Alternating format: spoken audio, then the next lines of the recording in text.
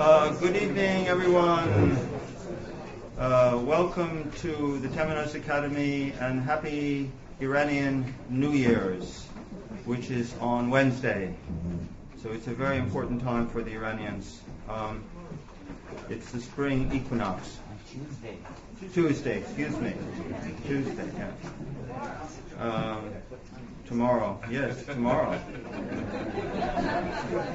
Well, it's usually the 21st of March, which is Wednesday, but it's Tuesday this year. Anyway, it's a real pleasure to welcome Dr. Qumشه back to Temenos. You know, he's been here at Temenos every year for the last 16 years, lecturing to us. He first lectured in 1994, I believe, and in 1995 he gave 10 lectures on Rumi, a seminar, when Catherine Rain was still alive, actually, and those are all still on tape available. But for those that don't know Dr. Qumشه, let me give a brief introduction to him. He got his doctorate at Tehran University in the 60s in Islamic theology and philosophy. And since the 1980s, he's been a celebrity in Iran for his lectures in this field, the field of Persian literature, Islamic philosophy, and theology. And there's a whole table of his books over there for those of you who read Persian. His most recent book is called 365 Days with the Quran, which in the space of 1 year went into 10 editions and has sold 25,000 copies in Iran. It's become a bestseller, a runaway bestseller. It's only 750 pages, and so I highly recommend it. But he's published lots of books on Rumi. He has 365 Days with Rumi in Persian as well. We will translate these in the next 300 years.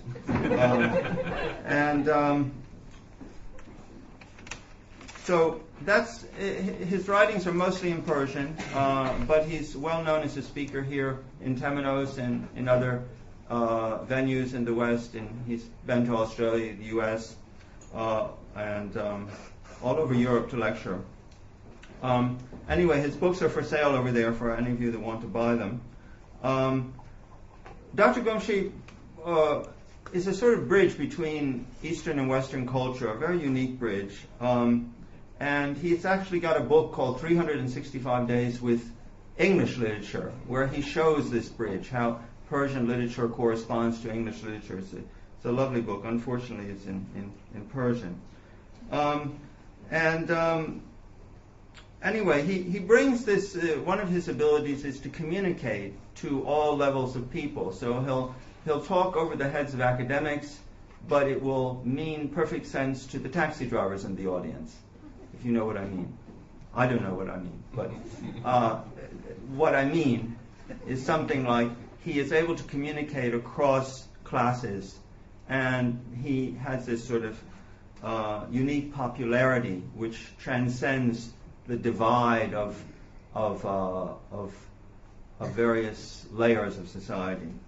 So he's very ecumenical and broad-minded, and that, of course, comes from the fact that he's speaking from the heart himself, and he's always addressing the heart of matters.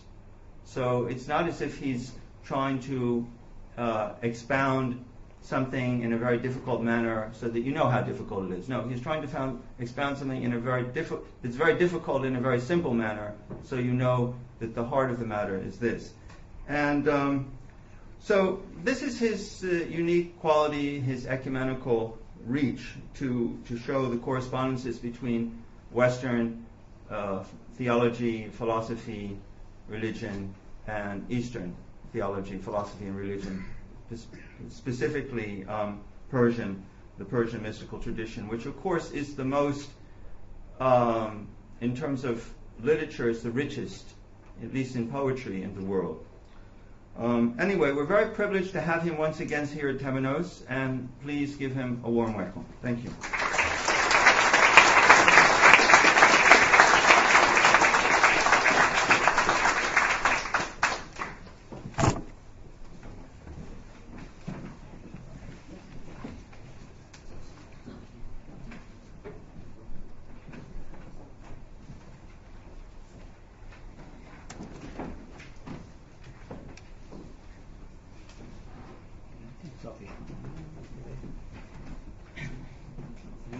صافش بکنم یا اینکه تغییر بکنم. این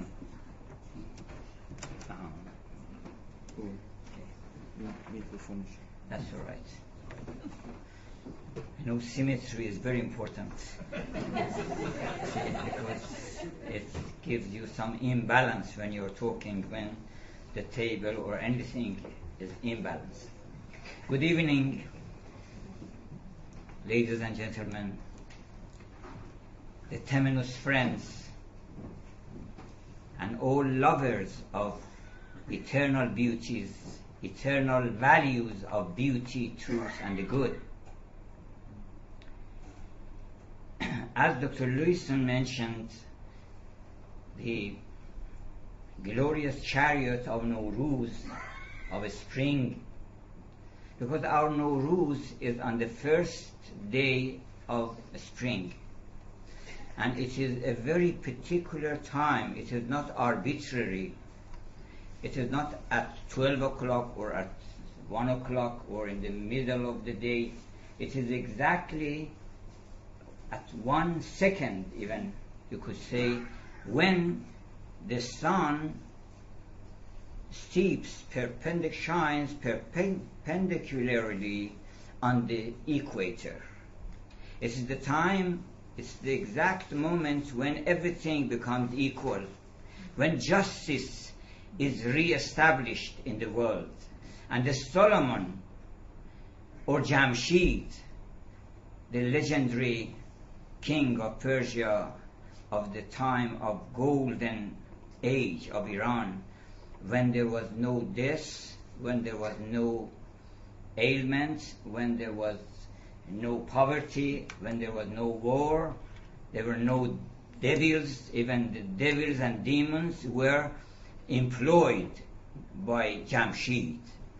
So at that time, Maran Ruz ra Ruz no khwandand.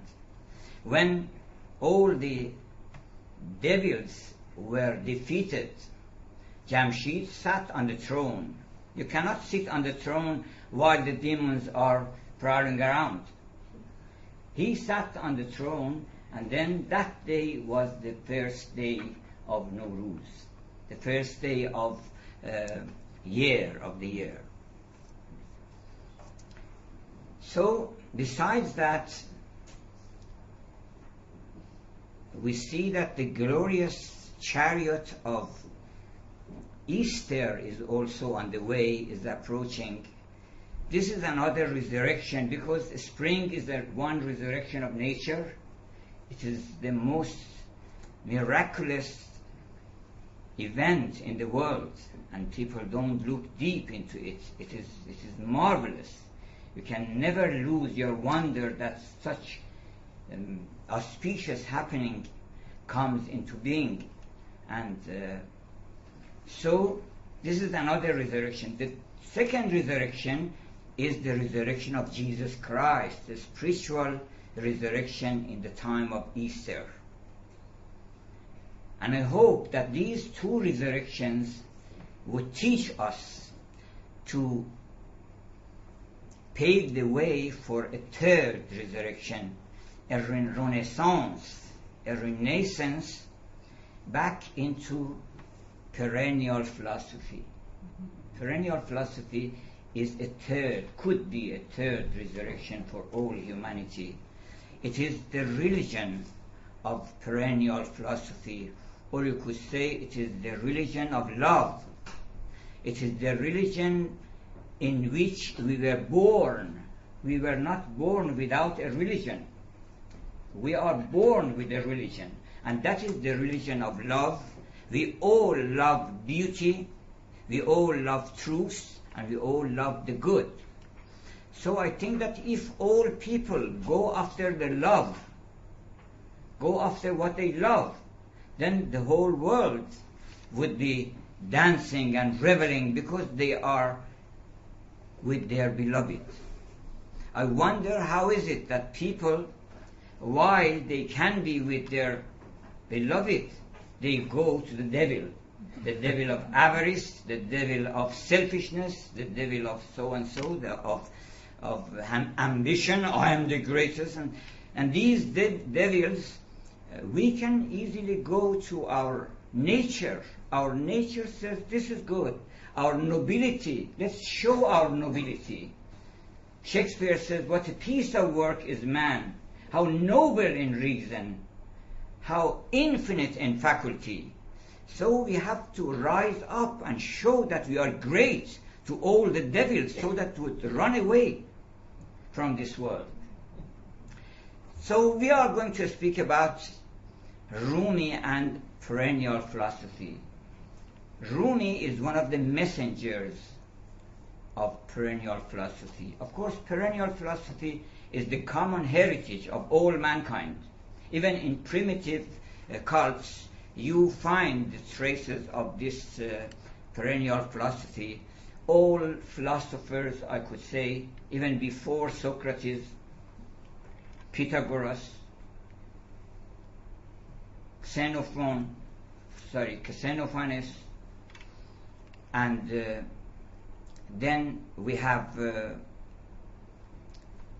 Socrates, who declared that the whole world is my country. I am a cosmopolitan. I am a dweller of the earth, not of Greece or any other limited place in the world. He was cosmopolitan. He was a globalized person in those days when the earth was not still a globe. But he could understand that it is no more than a globe.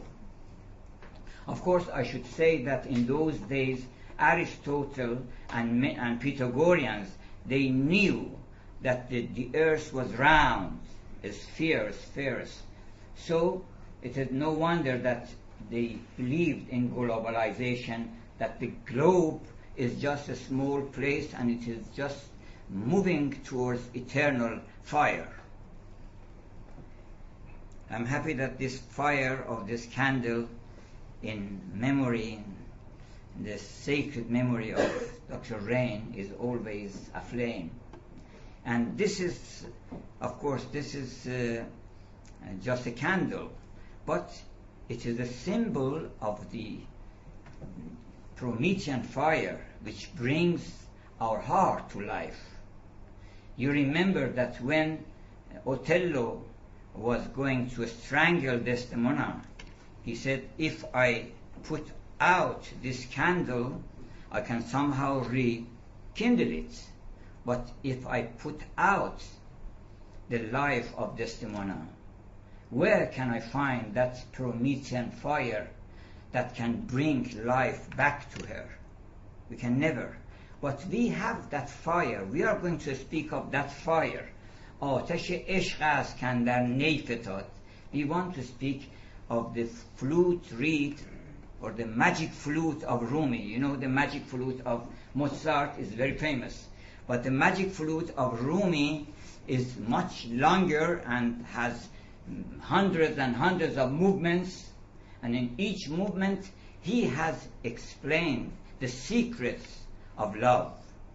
He believes that this religion of love and this religion of perennial philosophy, this is in not only in literature, it can be in painter. A painter can be following the perennial philosophy because he gives the basic ideas which is in the heart of every man. For example, Michelangelo, his works have been reduced into four words. Creation, incarnation, some of his paintings are creation, incarnation, salvation, damnation. See, that's all. Perennial philosophy is about God, first of all. It is a metaphysic which believes in a universal, single God who is the source of all creation, omnipotent, omnipresent, omniscient, and he is one and one, cannot be two. And in other religions, For example, in Christianity or in Zoroastrian, when we have dualism or three, it is just superficial. Down deep, behind the curtain, you see that it's one. Even in Christianity, great Christian writers and poets, they all believe that there is only one God, and this is just three manifestation. As a Persian poet says, has a dialogue with a beautiful girl in a church. A Persian Muslim, he says, در کلیسا به دلبری ترسا, I happened to see a very fair maid in the church. And I said, how is it that you believe in three gods, God the Father and the God the Son and the Holy Spirit? She smiled, and with her smile just reconciled everything and said, don't accuse us of Trinity or believing in three or two. We believe in one, because that one may have hundreds and hundreds of manifestations, and this is three manifestations. It doesn't mean that there are three separate ultimate reality. There is one ultimate reality in the world. So you see that all great poets, I would say from Sophocles, the playwright, the dramatist, Euripides, they all preached the religion of perennial philosophy, or you could say perennialism. And then we come to such great poets like Shakespeare and Dante. Shakespeare, indeed, he has actually rebuilt the perennial philosophy of his time. And people like Marsilio Ficino before Shakespeare, who was a source of inspiration for Shakespeare in some mystic inclinations you see in Shakespeare. Shakespeare is more known to be a great poet, a great dramatist. He is a mystic. But mysticism doesn't mean just to renounce the world, and he could live a life full of revelry and love and enjoyment without losing anything. He can be a great Sufi, he can be a great mystic, and he was. He could see all the basic elements of mysticism you can find in Shakespeare.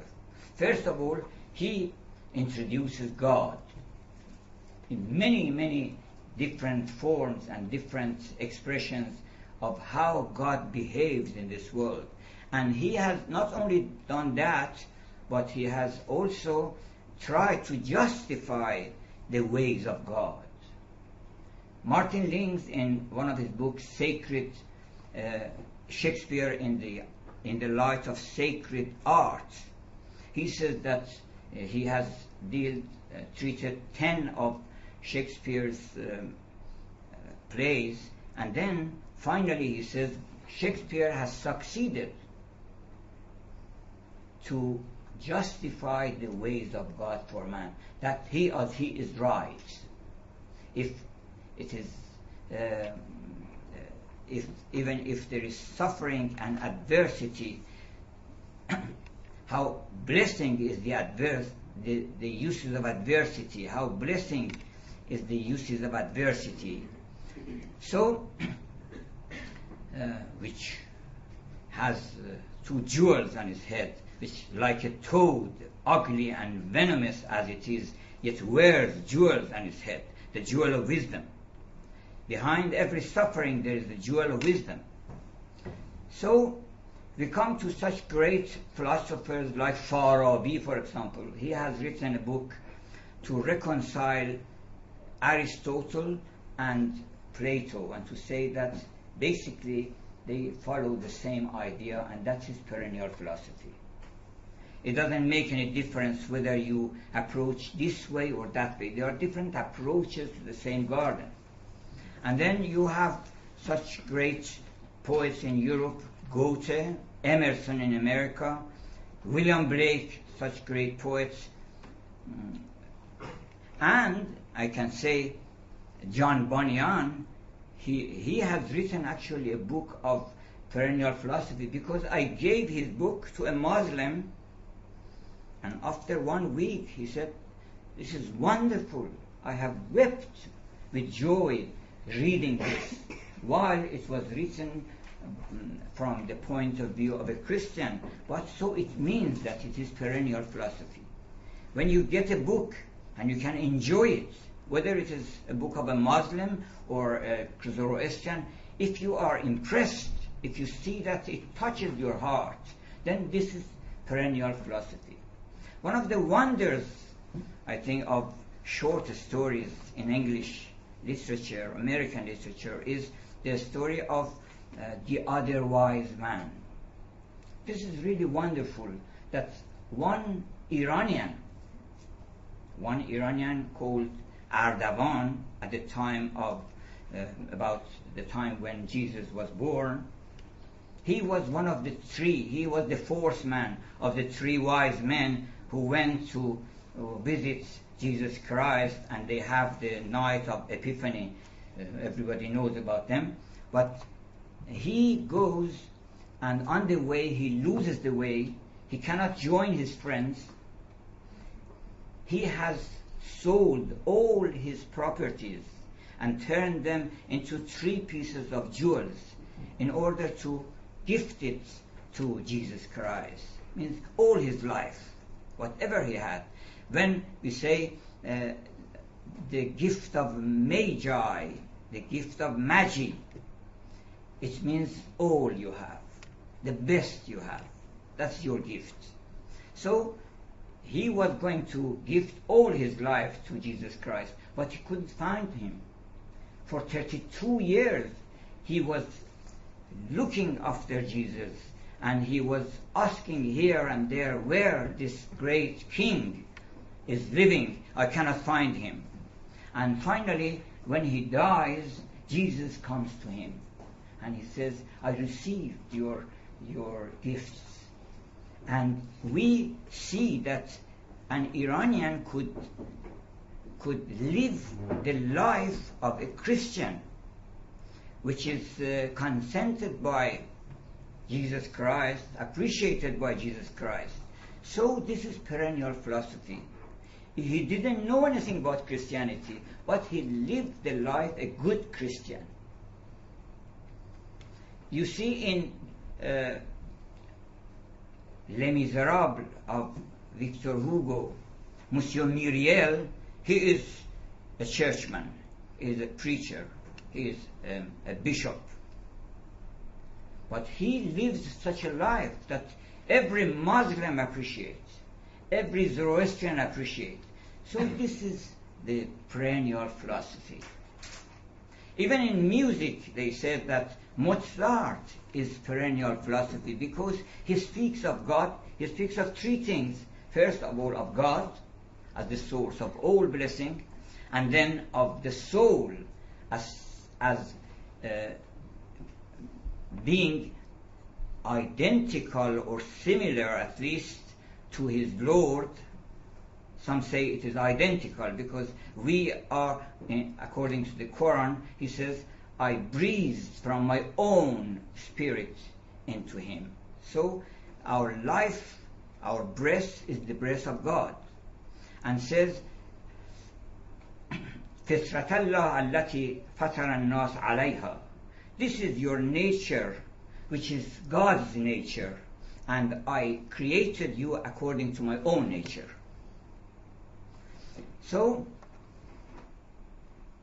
Mozart gives good ideas and good tidings of eternity. He shows what a lovely world is awaiting for you in the next world. Because this music cannot come from this side, it comes from the other side. Handel, for example, in his Messiah and Hallelujah, he takes you to paradise. He takes your eternal soul goes back to paradise. That is the whole story of perennial philosophy. That there is a God, and there is a soul, and there is a love between this soul and that God, and then the relation is not even lord and slave. It is lover on both sides, friend and friend. I am your friend. According to the Quran, he says, I am your friend. Be my friend.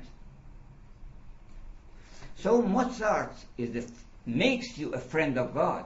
Bach, when he was asked, why are you going to the church and play piano and play organ? He said, because I want to take people to paradise. You see? So you see that in all arts, in all that is beauty, in all that is truth, all sciences, there are, particularly recently, more and more scientists are writing that God's signature is everywhere to be seen in the world. Signature in the cell. Look deep into the cell and you will see that it is signs that this is me. So Rumi is inspired by Quran. Quran is the book of eternal perennial philosophy. Why? Because he says that whatever your religion is, no matter whether you are a Muslim or you are a Christian or a Jew or a Sabaeist or whatever it is, if you believe in God, if you do believe in Allah, Allah is not a particular name. It means the one who everybody is wondering who he is. Allah, Alha, means I'm wondering who he is. Everybody is wondering. No matter, you say Krishna. Krishna has almost the same, gives the same idea. So it is not, according to Shakespeare, a rose by any other name would smell as sweet. So it is, some people have a prejudice that, no, the word Allah is not to be translated. When they are translating the Quran, they say, in the name of Allah. What is Allah? Allah is God. When you put it aside, it means that Allah is not God. It is something else. It belongs to the Muslims. While we want to reconcile all different names with what is named, with the musamma. So Rumi, following the Quran, is step by step following the perennial philosophy. Quran says, first of all, there are 3 conditions for salvation. And that is all. You believe in God as a source of power, as a source of everything, as a source of beauty, as a source of, actually Rumi says, as a source of coyness, as a source of tannazi, or as a source of dilbari. When anybody who wins your heart and you become a lover, it is he, because there is only one beloved. Others are just manifestation of that same beauty. So the fair maids here, you see them, they are just reflections of his face. Actually, some people say he silently has followed man out of paradise when they were driving him away, and God came with them, and that was Eve. Eve was God himself who followed us. See, Rumi says, Oost gul o sabze o bagh o bahar. He is the grass, he is the tree, he is the sun. Look at the whole world. ما در پیاله عکس رخ یار دیدیم. We have seen in the cup reflected the beauty of our universal beloved. So this is the second. The first is God. The second is that you believe that you have not been created just purposeless or for nothing, just living a few days here and going away. What does that mean? It's a very cold story. And It is no good story. That once upon a time there was something was called man, and then he died. And that's finished. Is that a good story? Who would be charmed by that story in this world? So, but when you say, well, there was a bird who happened to come down, and in this world he remembers every now and then, as Catherine Rain, he has done a wonderful job in showing how moment to moment you remember, this is my beloved, I remember that I have seen her somewhere. You see someone is a good person, he is so trustful, he is so truthful, he is so kind, he is so generous, you love him. And such a person is the masterpiece of God. The masterpiece of God is a good person. So we love a good person, and a good person will, according to Rumi and many others in Persian literature, just the bird will sit for a moment on the branch and then flies away. That's the story. It goes back to paradise. So this is the second, that we have not, this is not a purposeless life, it is not absurditism. Absurditism is good for people who have done improper acts, and then they want to excuse themselves somehow, say, well, the whole world is for nothing, and then so what I have done is nothing also. It's like Macbeth. Macbeth, out of his sinful acts, tends towards absurditism. Absurditism is the child of dismay, the child of despair.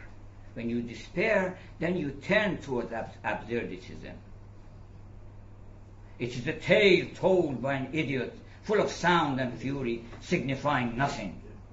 When the life signifies nothing, then all values crash down, and all joy and happiness and art and beauty and all the good and cherished things in the world would die away with that. So the second is that we have been created for immortality. Somebody was consoling a great artist who was about to die, said that, don't worry, your artistic works will continue to live in this world. He said, I don't want immortality of my works. I want immortality of my own being. I want my individuality is indestructible. I want to hear that our individuality is indestructible. It cannot be perished away because it is of the same essence of God. It is not to be separated because it is simple. It has no parts, no ingredients, so that you would tear it to pieces. And thirdly, this is the second, and thirdly, that you have to do the right deed. You have to follow your own nature and see that what is good and do it. Is it good to smile at people?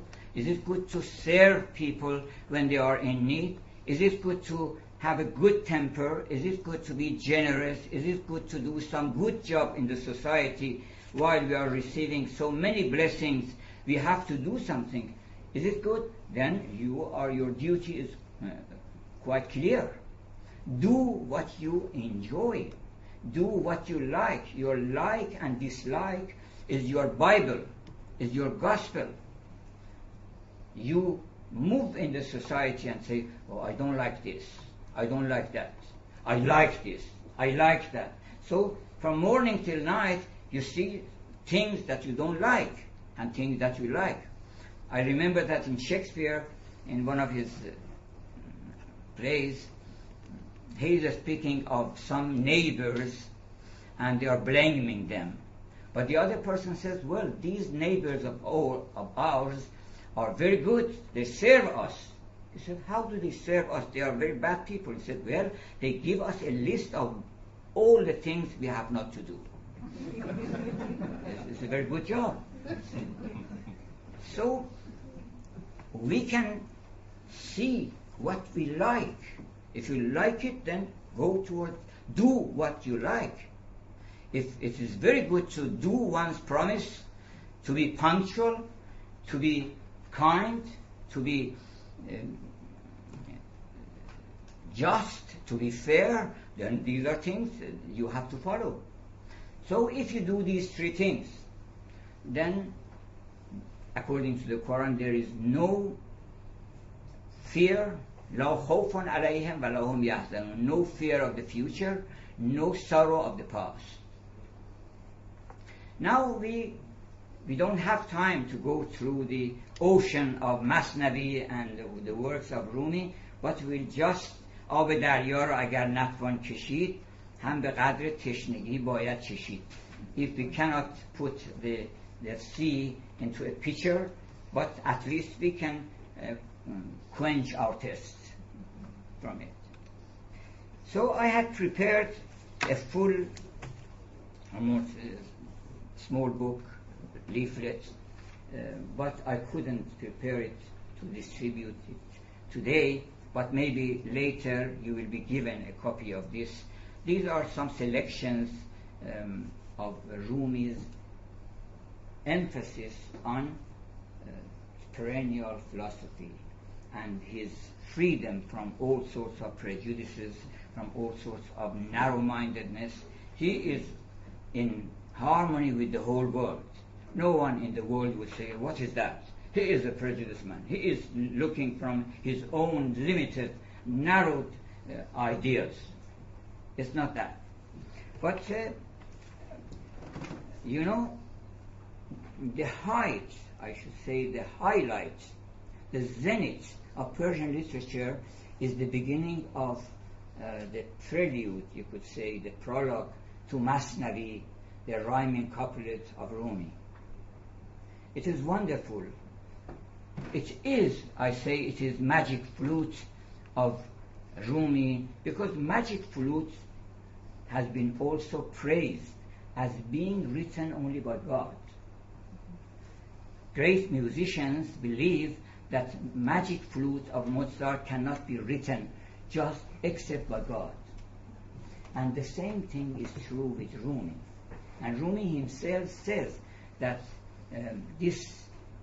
so far as my flute is on the lip of my beloved, so this is he or she is playing in me, through me. So I am just, I'm nobody. I am nobody. I am just a veil. So we want to read the prologue of Masnavi, which is called the Nayname, or the letter, or the poem, or you could say ode in praise of the flute. Or listen, hearken to the flute. I will read, because actually the whole Masnavi have been summarized in this divache, in this prelude. You know, there is, in literature, there is a figure of speech, a figure of speech which is called foreshadowing. And that is when the poet, in the beginning of the book, gives the whole story to the end.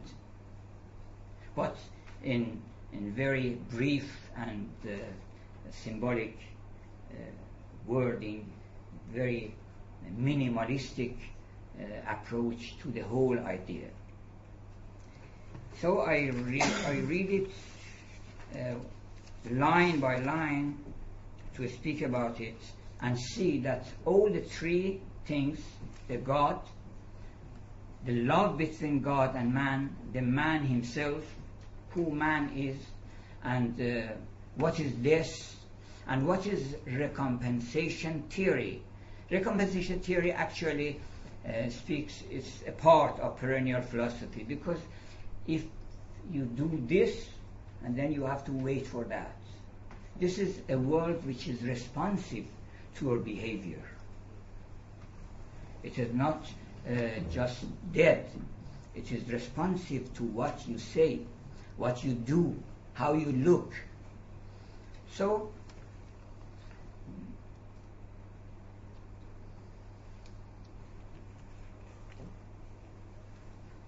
this is the main idea that you have heard. Once I said to our friend that in the beginning of Macbeth, you read a wonderful phrase that is, fair is foul, foul is fair. That is the devilish announcement.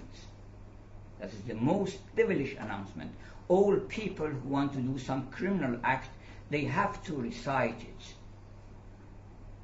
That fair is foul and foul is fair. All Rumi and all Shakespeare is actually repudiating, rejecting this idea that I'll show you that fair is fair and foul is foul. And it shows Shakespeare was a great, great master in that. He says that you cannot wash your bloody hands by the waters of by the 7 waters of Neptune, but rather the 7 seas, the 7 oceans would be incarnadine, would be red because of your hands. You cannot trammel up the consequences. You can easily shirk your duty, but you can never shirk the consequences of shirking your duty. When you shirk your duty, it's okay, it's up to you. You're free. But you are not free to accept, to escape the consequences of shirking your duty, shirking your duty. So, we will go through it in the name. Oh, let me tell you something else. That even before the Neiname, before the flute symphony, there are some Arabic expression in the beginning of the book. I'm not sure who has written this, but they say that it was written by Rumi himself. That this book is the root of the roots of the roots of religion. You see, this is perennial philosophy. It means it goes to the root of the root of the root of all ideas. So, in the name of God, here you don't have it. I will start from here. Listen to the reed, how it tells the tale, complaining separation. So that's the story of man. We have been somewhere else. We are here now. We are bemoaning. We are lamenting. We are complaining that in this abode of exile, what are you doing here? We have to do something to come back. Saying, ever since I was parted, I can read from here. Listen, ever since I was parted from the reed bed, my lament has caused man and women moan. I want a bosom torn by severance, that I may unfold the pain of love desire. I cannot tell it to everybody, because people, when they are not in love, they cannot have a feeling about it. Shakespeare says, if ever you fell in love, then in the sweet pangs of it, remember me. Because at that time you can understand what I say.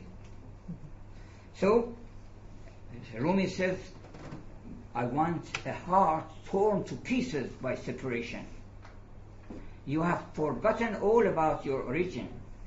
And then there is no lamenting, there is no there is no shedding tears.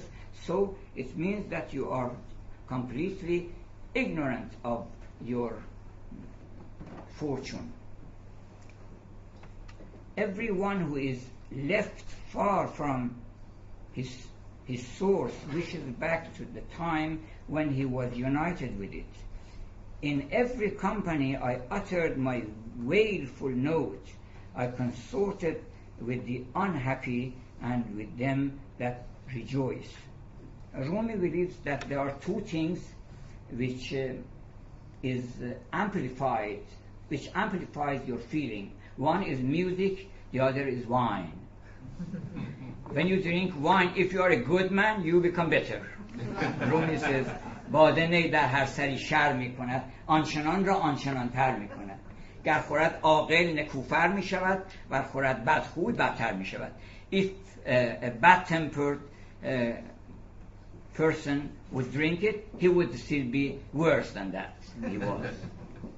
But if he is good, then he shows himself, his secrets, there's nothing bad in him to reveal. So he is revealed. When you are drunk, you are revealed. Who is afraid of being revealed? The person who is no good. When you are good, then, okay, this is me.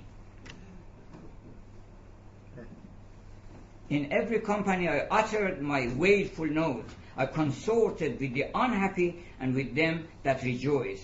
Everyone became my friend from his own opinion. None sought out my secrets from within me. My secret is not far from my plains, but ear and eye lack the light whereby it should be apprehended. You see, hundreds and or thousands of people read Masnavi now in Iran or around the world. But they often complain, it is very difficult, we don't understand. What is the commentary? What commentary do you recommend so that we would read? Rumi says it doesn't need a commentary. It needs a torn heart. It means earnestness. It means sincerity. It means love. If you become a lover, then you will easily understand. You understand the language of love. Body is not veiled from soul, nor soul from the body, yet none is permitted to see the soul. This noise of the reed is fire.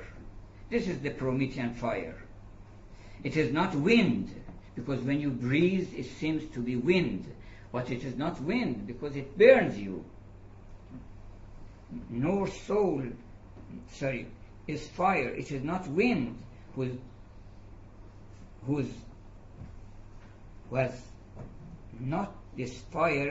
has not this fire may be naught. If you don't have this fire, then you're nobody. Because without love, without the fire of love, we would descend down to the animal level. از جمادی مردم و نامی شدم. This is the famous piece by Rumi. It is so famous that, and people have read it so many times, that I heard one of the professors once told me that if a lecturer next time comes and recites this poem, I would tear my garment to pieces in anger, because so many times, hundreds and hundreds and hundreds of times you have heard. But I would read it once again. Yes, because it is deeper than you cannot finish it. You cannot finish with it. You see, every new time you get something new. As jamadi mordamun, I was dead. I was yes. I died from mineral and plant became. I rose. That is one resurrection. Died from plant and took the sentient frame. Then that's animal. Died from the beast and donned a human dress, the vesture of the noble vesture of our human dress. When by my dying did I ever grow less? So many times I died and I became better, and it came to a higher place. So why should I be afraid of the next time? Another time from manhood must die to soar with angel pinions through the sky. Midst angels also I must lose my place, and then I will fly back to angels. And then even that is not my station. The station of man is infinity. We do not consent, we do not compromise with any limited thing. How many years would you like to live? 100, 200, 700, a million years? You are not satisfied. You want immortality. Because after a million years, then you will die for good. So no difference. So man would not stop at any place, both in space and in time. In both of them, we want the infinity, because we cannot be contained by these limited things. Rumi says, the خوشدلی و طرب در جهان نمی گنجم. You know, because when you are happy, you become bigger and bigger. When you are sorrowful, you become smaller and smaller. You just sit down somewhere and you give the least volume to yourself. But when suddenly you hear some good tiding, you rise. You need more place. And then if the good tiding, if the news is exceptionally joyful, then you will start dancing. And then it is not good place for dancing. I want more and more and more place. And then Rumi says, the whole world is too small for my dance. I am so happy, my happiness cannot be contained. I want an infinite pista of dancing so that I could express my happiness. So man is infinite in all respects. You can only compare it with God. With anything else, they would stop and you go on. Even with Gabriel at the time of ascent of Muhammad, they came and came and came to a level, and then Gabriel stopped and said, well, this is my end. But man has no end. Has no end. So, midst angels also I must lose my place, since everything shall perish, have I his face. كل شيء هالك إلا وجهه, save his face. This is a verse in the Quran that everything will perish except the face of God. We are the face of God. That's why we don't perish. Imperishable we are. And then the last line is wonderful. Let me be naught. Naught means nothingness. What is nothingness? Because nothingness is no good thing. While in Persian literature and Indian literature, when they speak of nirvana and nothingness, it means it is no limitation. When we say nothing, it means no limitation. It doesn't mean non-existence. It means full existence. When you are naught, when you are nothing, you remember that Emily Dickinson says, I am nobody. When you are nobody, then you are everybody. When you are somebody, you are somebody. But when you are nobody, then you are everybody. You can associate with different people. I'm nobody. I am not limited in a particular religion, in a particular idea. I can make friends with you. What do you say? So I become naught, finally. And then something within me sings that we are returning to our Lord. Because according to the Quran, death is not going to the earth, going back to the earth. Dust into dust is not the story of the soul. It is the story of the body. So several times in the Quran it says that when you die, you are paving your way towards your Lord who knows everything. So be careful that when you are going to him, you are all right. There is a story that I have brought it here, you will read it, that once a friend of Joseph came to see Joseph after many years. And then Joseph had become a king at that time. When he was a child, they were playing with each other, and now he was a king. They sat together and they spoke of the last stories and past stories. And then Joseph said, well, what have you brought as a gift for me? This is the custom among us, that everyone who comes to a friend has to bring something, to bring a gift. You know, Iranians were the first people who brought gift to Jesus Christ. And this tradition of giving gift is from Iranians, to give gift, and a wise gift, the gift of magi.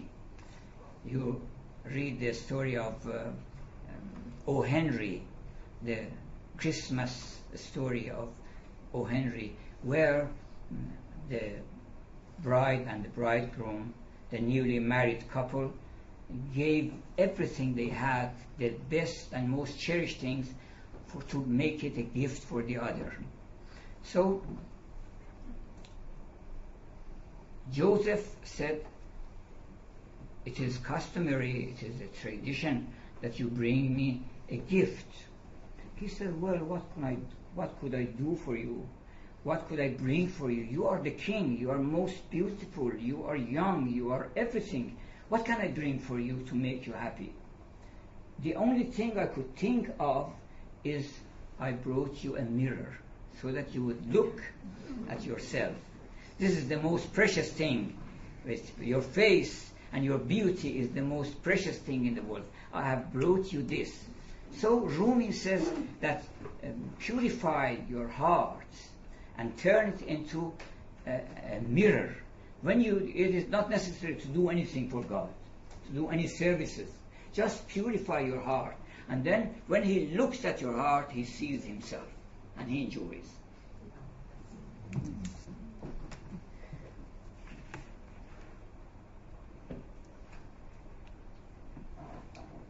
So I'm sorry we don't have to read even this single piece. This fire, it's the fire of love that is in the reed. It's the fervor of love that is in the wine. Even the wine, in another place, Rumi says, I am not intoxicated by the wine. The wine was intoxicated by me. The form, this body, I have not been created by this body, but this body was created by me. Since I wanted to appear, then I created this body. So قالب از ما هست شد، باده از ما مست شد. The wine became intoxicated out of our love. So whoever saw a poison and antidote like the reed. No, he calls the fruits poison and antidote. Why? They are two opposite things.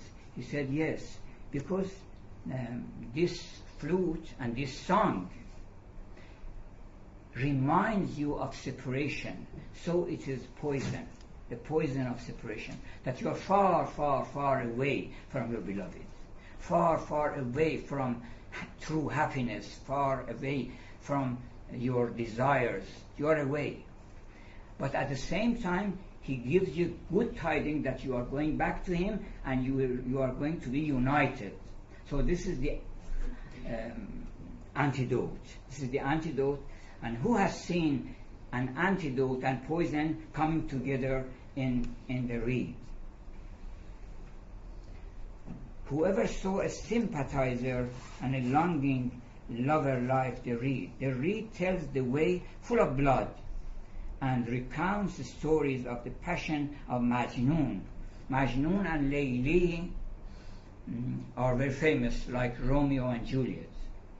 And there is a funny story by Rumi that the Caliph of Muslims once called, he had heard about Layli and Majnun, and he wondered, how is it that this lady, who is that? How much beauty does she have, who has made such a person like Majnun frenzied and mad? He said, okay, bring this lady so that I look at her. When they brought her before him, he looked at her and said, well, are you Layli? In a depreciating way. Are you Layli? He said, yes, but you are not Majnun. I'm Layli, but you are not Majnun.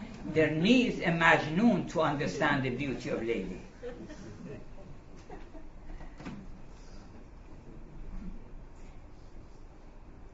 In our woe, the days have become untimely. Our days travel hand in hand with burning griefs. If our days, you see now, this goes back to eternal perennial philosophy. If our days are gone, let them go. Because people are constantly grieving, oh, another year was added to me this year in my birthday. What can I do? It is 31, it is 32, it is 70, it is 80. And then they are grieving for this growing and growing. I remember that once Catherine Rain, hail to her, she said that I am the youngest of all. And they asked, how is it that you are youngest? He said, well, who is young? When you call a person young, it is the person who sees so many years before him, yes? When you are 20, you have at least another 60 years to live. So the more you have time before you, the younger you are. You are 70, there's not so much in front of you. If you are 10, then there is another 70 before you. So the more time you have in front of you, the younger you are. So she said, now look at me. I have infinite time before me, in front of my eyes. I see that there is so many infinite years I am to live. So I'm young. It really makes you young, because you are full of energy, you are full of impulse to live, you are full of happiness, and happiness creates. Happiness, true happiness, has certain signs. If you are happy and you are doing no good, then you are not happy. You think you are happy. A happy person is a generous person. A happy person is a person who never gets bored, is a person who never gets angry. If you get angry, then you are not happy. After a time you are angry, so you are not happy. Happiness is the greatest alchemy of the world, and God is the happiest of all. And the happier you are, according to perennial philosophy, the happier you are, your religion is stronger, and your faith is nearer to certainty. So I don't know how much time we have. No more time. 5 minutes. Okay. 5 minutes. 5 minutes. 5 minutes, okay. So I just bring it to an end, and that is maybe sufficient for make you more thirsty. It doesn't quench your, but it makes you thirsty. And thirst, Rumi says, be after thirst. Don't be after water. Because if you are after thirst, then water will come to you. Be thirsty. And then from every side, just streams out water. I want to read a piece by Walt Whitman. You know, Walt Whitman was a global man. He was following the perennial philosophy in full, and he was friend of all. His salutation, salut au monde, when he is sending a salutation to all people of the world, he names one by one, to the Iranian, to the English people, to so and so, to this Tanzanian, to Malaysian, he is calling everybody that I love you, and I send you my salutation and my greeting. So he says, I read this. Finally, the morality, virtue, said Marcus Aurelius. Actually, Marcus Aurelius, in his work, famous work, Meditations, if you read meditation, you are reading your gospel. You are reading, everybody can have a feeling that he is reading his sacred text, while it is not a sacred text of any religion. But this is perennial philosophy, Marcus Aurelius. And then he goes on to say, perhaps, indeed, the efforts of the true poets, founders, religious men, literatures, all ages, have been and will and ever will be, our time and times to come, essentially the same, to bring. What is the job of all poets, of all artists, of all founders of religions, of all sects, of whoever is claiming to do something for humanity? He says, all their job, I will tell you what is their job. The job of all artists, of all poets, is to bring people from their persistent strayings. They are going the wrong way, persistently, and they insist that they have to go astray, to go the wrong way. To stop them, bring people back from their persistent strayings and sickly abstractions. Abstractions are the modernism, so-and-so-ism. There are so many isms that there are abstractions, and everybody believes in some structuralism, deconstructionalism, so and so. They are just abstractions. Do something instead of giving so many theories which is of no avail to human beings. And what is that? And sickly abstractions to the costless average. Let's go back to the costless. It is cheapest. The way to happiness is the cheapest way, because you don't need to pay anything. You just need to be yourself, to follow your love. If you want to tell the truth, then it is very easy. If you want to tell the lie, you have to think about it. What sort of lie how I should match it with the other lies I have already said. How I can do that, I can do that. But when you say the truth, then you are the lion. So, the costless average, divine, original, concrete. We come back to our divine concrete. Concrete here doesn't mean clay or body or things like that. It means really existing.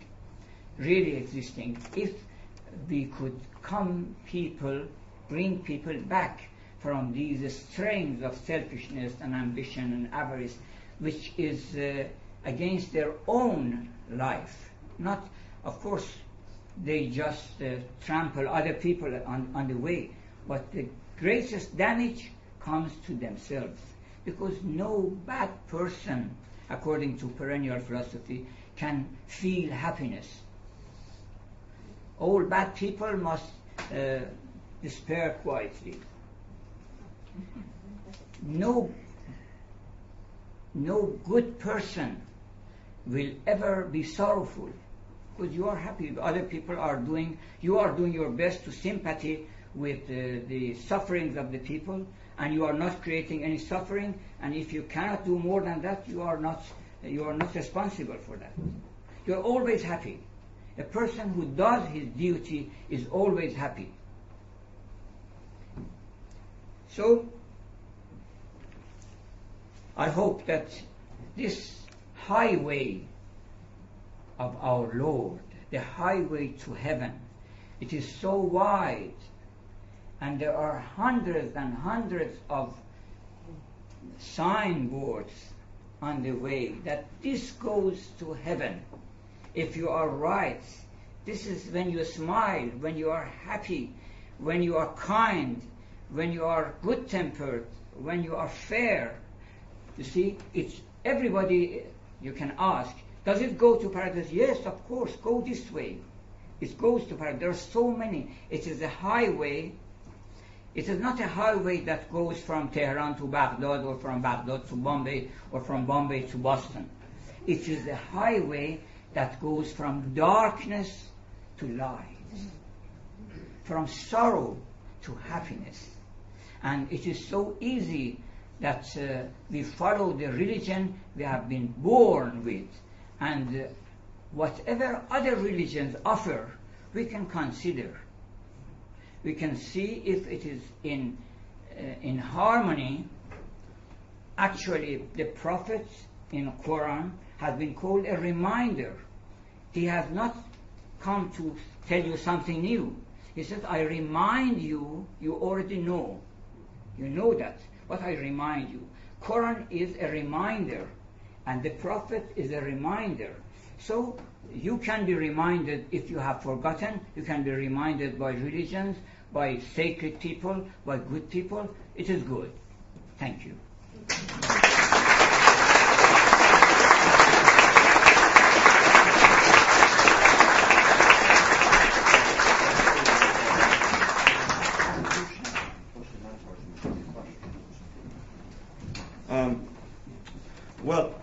When I introduced Dr. Qamشه, I said he spoke over the heads of academics so that everyone can understand what he says. And I think you get an idea of that now. It's very hard to penetrate a lot of what he says because it's so broad and he's got such a wide vision. But he goes to the heart of the matter. And so we're very grateful that he's taken the time out to speak to us about Rumi and give us this very broad ecumenical introduction to the perennial philosophy and Rumi. And you can see how it ties into American transcendentalism in particular. You know, the transcendentalists were steeped in the Persian Sufi tradition, particularly Emerson and Whitman as well. So it's very apropos that he concluded his lecture with that. Now, we have time for questions. So if you have any questions, please do ask. We have about, 10 minutes? Yeah, something like that. So, please. So you would...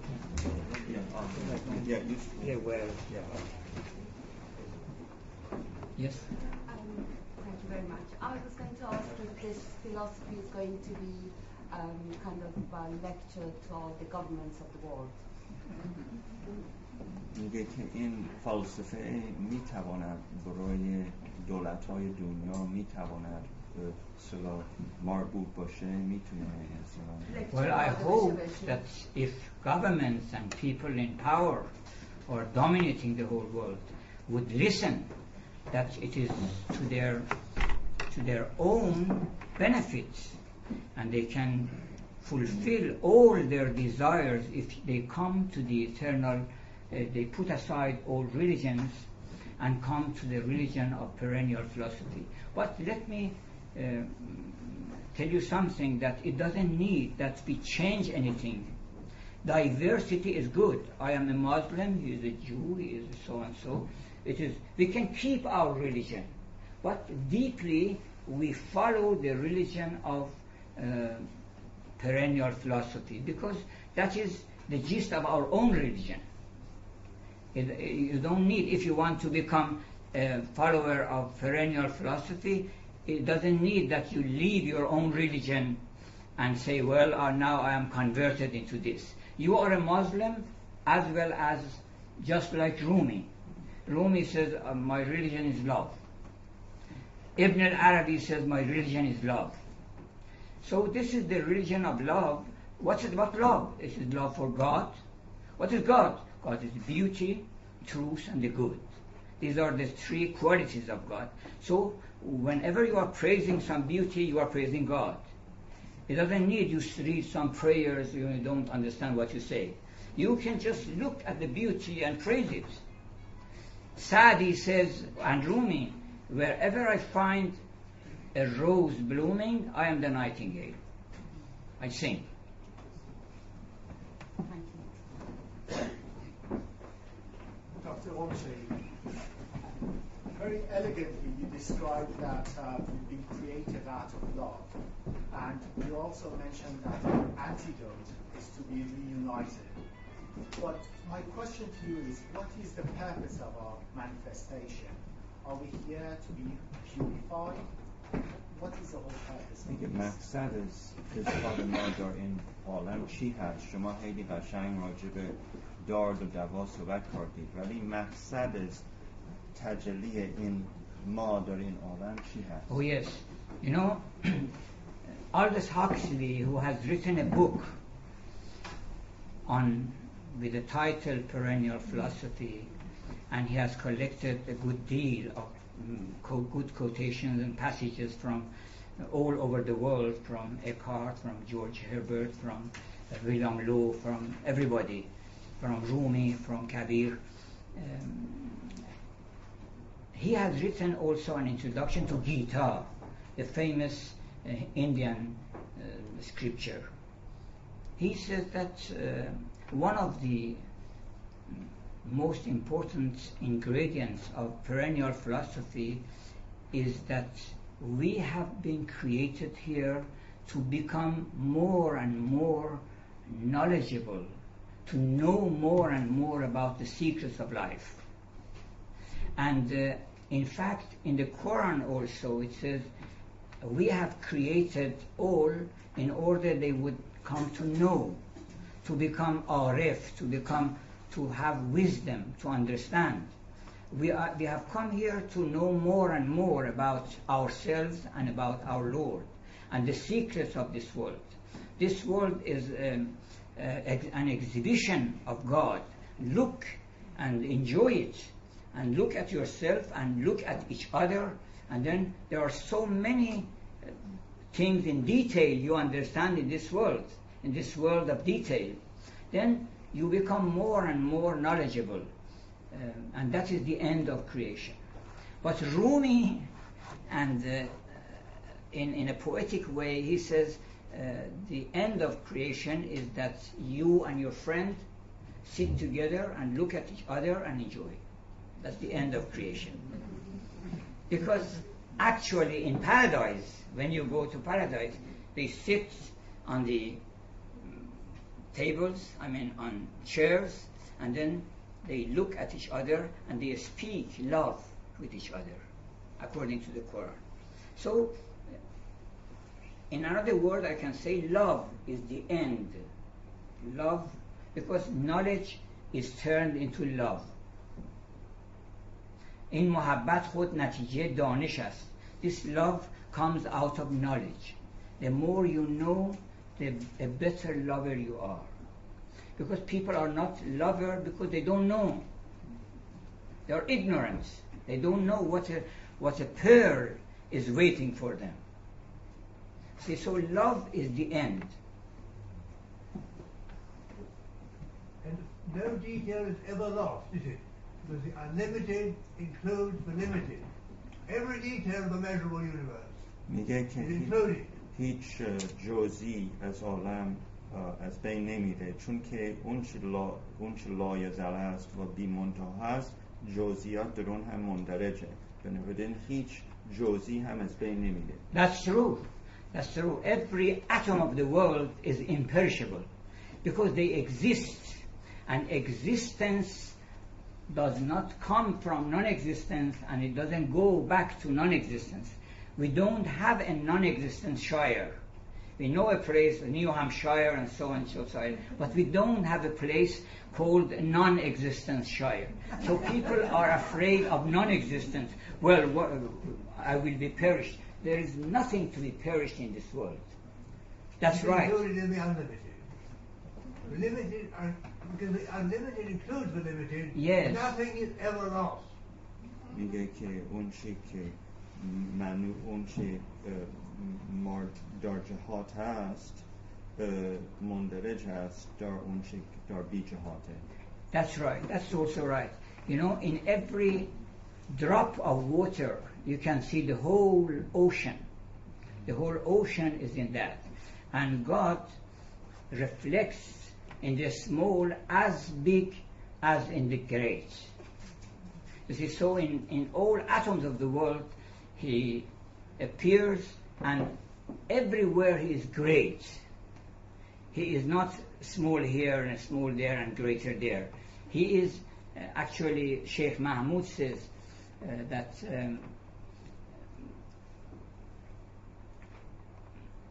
به زیر پرده هر ذره پنهان جمال جان فضای روی جانان.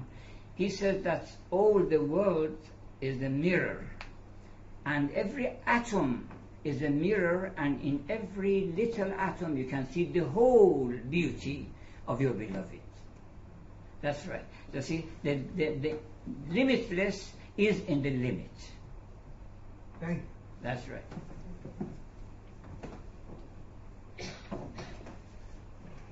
Could I ask you, are you saying that Rumi is the writer who most closely expresses the Quran? به نظر شما مولانا اون نویسنده‌ای که بهترین بیان قرآن می‌کند، یعنی مثلا بهترین بیان کننده قرآن به نظر شما میان نویسندگان مولانا؟ Yes, I do believe that Rumi is nearest to the expression of the whole Quran, representative of the Quran. But he says that ما ز قرآن مغز را برداشتیم. We have taken the core, not the crust. We have taken the core of the Quran, not the crust of the Quran. And every moment he gives such interpretations and such commentary that makes the Quran something more and more universal. For example, when he speaks of David, he is a prophet, yes? But he makes it a prophet in everybody. You are David. David had 99 wives and he wanted another wife. He said, okay, it is right, I am the same. Rumi says, I am like David, because love is not 99%, love is 100%. If there is a single person you don't love, then you are not a lover. So Rumi makes the Quran an everyday event. For example, the Noah's Ark. Where is the Noah's Ark? The Noah's Ark, I think, is literature. You can go on board. Otherwise, you will be drowned. Because this is the Noah's Ark. This is the Joseph. Joseph, you are the Joseph, but you have not seen yourself yet. If you see yourself, you will get in love, fall in love with yourself like Narcissus. Well, thank you very much on behalf of the Temenos Academy. And his next, Dr. Qamshe's next lecture is on the 21st on Tuesday. So please, Wednesday.